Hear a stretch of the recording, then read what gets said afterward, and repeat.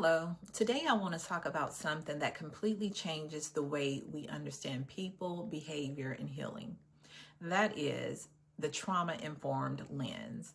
When we learn to look beneath the surface of someone's actions, we begin to see the real story that's driving everything. And that shift alone can transform how we relate to ourselves and other people. Scripture tells us in 1 Samuel 16:7 that while people look at the outward appearance, God looks at the heart. That's the foundation of having a trauma-informed perspective. Being trauma-informed helps us to see more clearly what's running the show behind the behavior, beyond the cognitive or behavioral issues that we see on the surface, which are both symptoms. Being trauma-informed helps us to recognize the deeper driver that's going on and taking place underneath. For example, if someone is using drugs or they're struggling with addiction or having outbursts, these are often just symptoms of something much deeper. These are survival-based patterns that are running the show. This is why Proverbs 18:14 says that a wounded spirit is hard to bear because the wound shapes everything that grows out of it. We can take this metaphor. Imagine a brick wall and you see branches growing out from behind the actual wall. Those branches are representing the behavior, the thoughts, and the worldviews. This is only what we see on the surface, but behind that brick wall is what's really hiding, and that is the trauma. The survival-based patterns that are actually driving everything that we see outwardly.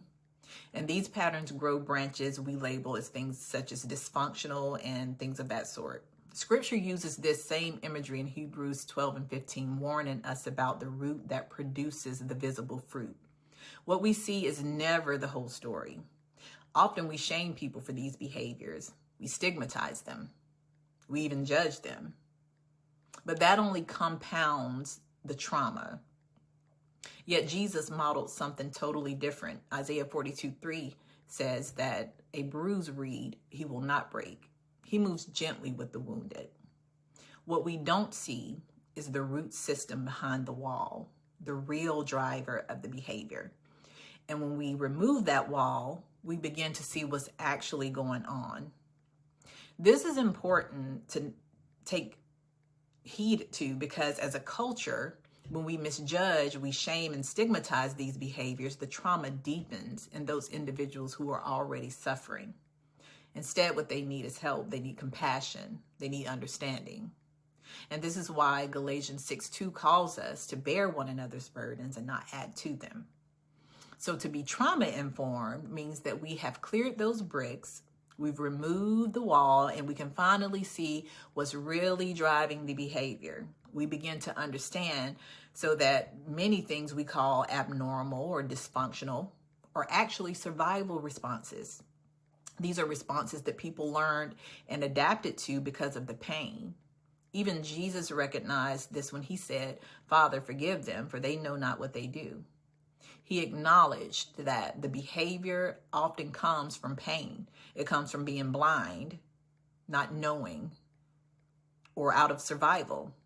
It's not always intentional rebellion. So in the same sense, trauma is better understood as an adaptation rather than a disorder.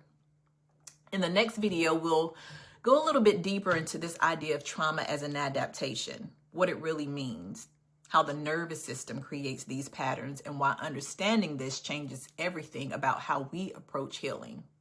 And then we'll look even deeper into scripture and show how God responds to the wounded with compassion, with patience, and with the heart of restoration. So stay tuned. This next part will help you connect the dots even more. We'll see you soon.